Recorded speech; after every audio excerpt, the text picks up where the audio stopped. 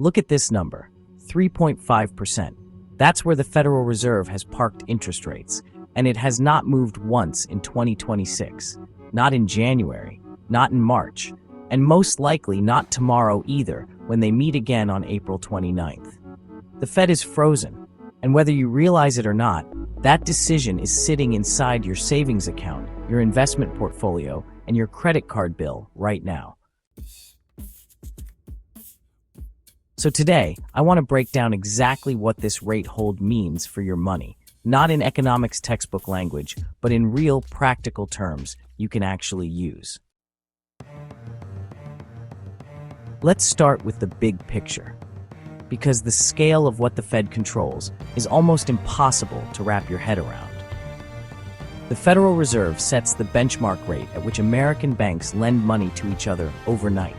That one number, a single percentage range decided by about a dozen people in a room, ripples out and touches roughly $35 trillion in household wealth across this country.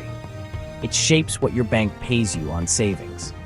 It controls what your credit card charges you in interest. It influences what happens to the stock market, the bond market, and real estate. All of it. One number. And right now, that number has been sitting at 3.5% to 3.75% since late 2025. The Fed cut rates aggressively through 2024 and into 2025, coming down a full 1.75 percentage points from the peak. Then, the cut stopped. And here's why that matters so much right now. The reason the Fed is stuck, and honestly, this is the part most people are missing, is a collision of two forces happening at the exact same time. On one side, you've got inflation that simply will not go away. The Fed's own projections as of March 2026 put core inflation at 2.7%.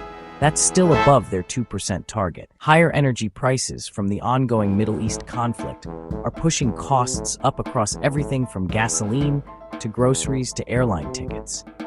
Fed Chair Jerome Powell literally said in March, "We have an energy shock of some size and duration. We don't know what that will be." That's not reassurance. That's the Fed telling you they're flying with limited visibility. On the other side, you've got a labor market that's softening. Hiring is slowing down. Consumer confidence has dropped sharply. The economy needs cheaper borrowing to keep moving, but the Fed is afraid that cutting rates too soon will let inflation run hotter. So they're doing nothing. And doing nothing has very real consequences for your money. Let's break down the three places this hits you directly. First, your savings. Here is the one genuinely good piece of news in this whole story. Because rates are still relatively high, and the Fed hasn't cut, high-yield savings accounts and money market funds are still paying somewhere in the range of 4 to 5% annually, depending on your bank. For the first time in over a decade, that rate is actually beating inflation.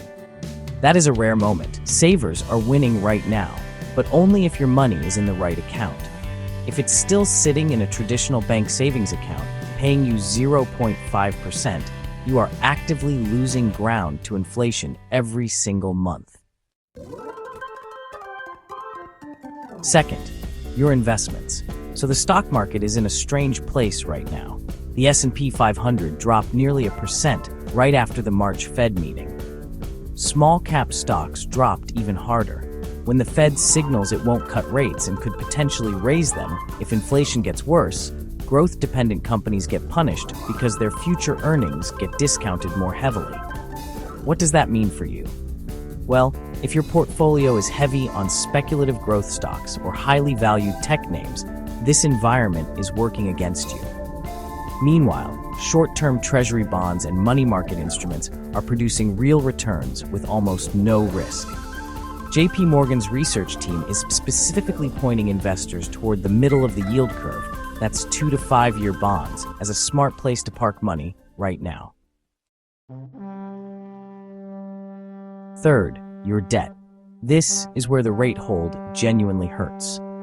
Credit card interest rates are directly tied to the Fed's benchmark. They went up fast when the Fed hiked, and they will not come down until the Fed cuts. The average credit card rate in America right now is still sitting near historic highs. Every dollar of credit card balance you're carrying is being hit with that rate. There is no relief coming soon. So where does this all go from here? Based on the data we have right now, the most likely scenario is that the Fed holds rates steady at the April 29th meeting and probably through the summer.